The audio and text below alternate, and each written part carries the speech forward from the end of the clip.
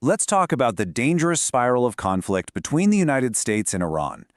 Before the missiles fly, there are always the words. And in this explainer, we're going to deconstruct the narrative from our source material and see, step by step, how a war of words can set the stage for very real, very serious consequences. Right off the bat, you can see the core problem. It's laid out perfectly here. On one side, you have the U.S. administration claiming total victory, saying Iran has surrendered. But on the other side, a completely defiant response from Iranian leadership who say they reject even the thought of it. Look, this isn't just a simple disagreement. These are two totally different realities being broadcast to the world. This is where the war of words begins, and it really sets the stage for everything that comes next. So the big question is, how did we get from just words to actual military action? Well, according to the source, there was an attempt to hit the brakes. Before things really got heated, the story takes us to the diplomatic front, where Iran apparently reached out to its neighbors with a pretty specific offer to try and cool things down. So what was this offer? Well, it was a pretty straightforward two-part deal. First, Iran asked its neighbors, hey, can you please stop letting the U.S. use your land, air, and sea to launch attacks against us? And in return, the second part was a promise.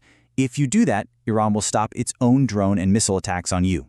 It's basically a you scratch our back, we'll scratch yours kind of deal. A conditional plan for de-escalation. And this quote right here gives us the Iranian perspective on why that diplomatic effort completely failed. It's from Iran's foreign minister, and he basically claims the offer was dead on arrival. And the reason? A misinterpretation. He's arguing that the U.S. fundamentally misunderstood their position, seeing this diplomatic offer not as a genuine attempt to de-escalate, but as a sign of weakness. So, with that diplomatic door reportedly slammed shut, the whole narrative takes a really dark turn. We shift from the world of offers and statements and move squarely onto the military front, where words get replaced by direct physical action. And the response, as it's framed in the source material, was, well, it was anything but diplomatic. It's claimed that the U.S. and Israel responded with a series of military strikes. The crucial point here, according to this narrative, isn't just that there were strikes, but what was targeted. Not just military assets, but critical civilian infrastructure. And this list gives you a sense of just how wide-ranging these alleged attacks were. We're talking about huge oil refineries, a massive oil depot right in Tehran, and even a freshwater desalination plant. But the source also claims the targets went beyond just infrastructure, alleging that an unarmed naval ship and even an elementary school were hit. Now, you might think the goal of these strikes was to destabilize the Iranian regime, but according to the source, the effect was the exact opposite. This is what you call blowback. Instead of breaking the Iranian people, the narrative here is that these attacks actually forged what's described as unprecedented unity, hardening their resolve against a common enemy. Of course, an escalation like this never just stays in one place. The conflict immediately sent shockwaves way beyond Iran's borders, and the consequences, both for the region and for the economy, were fast and serious. Let's take a look at that ripple effect.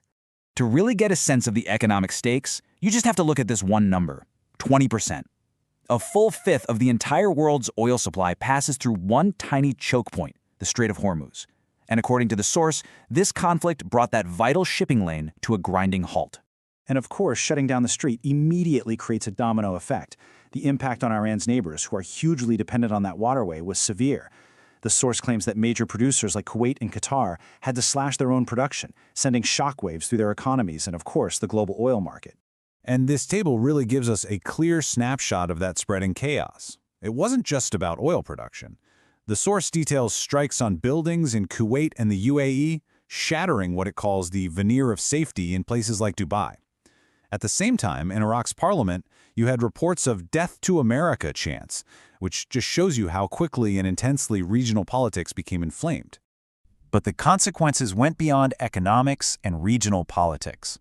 In the aftermath of the strikes, the rhetoric escalated all over again, and this time it got intensely personal. The threats were no longer just between nations, they were allegedly aimed directly at U.S. leadership. And just listen to this quote, which is attributed to a top Iranian national security official. This is a huge shift. This is not the language of state-to-state conflict anymore. This is a direct, personal vow of revenge, framing the conflict around the killing of a leader and promising to retaliate in kind. So, to understand the justification for such a direct threat, Iranian officials, as cited in the source, point to this number. They claim that over 1,000 civilian lives were lost as a direct result of the strikes. In their narrative, this is the context, this is the why behind that promise of retaliation. This follow-up statement is just as telling. I mean, listen to the language. A deep wound upon our hearts. This doesn't sound like cold, calculated geopolitics, does it? The source presents this as a deeply emotional response, framing future actions not as policy, but as a reaction to a profound injury. And these personal threats were backed up with some very clear military red lines.